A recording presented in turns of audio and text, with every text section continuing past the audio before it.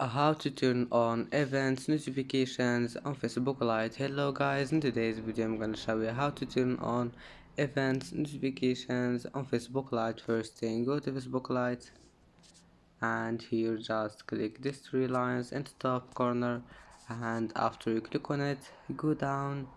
Here you will find settings and then go down again until you find this one, notifications.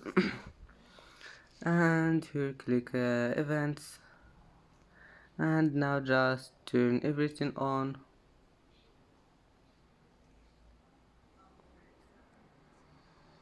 And that's it for today's video.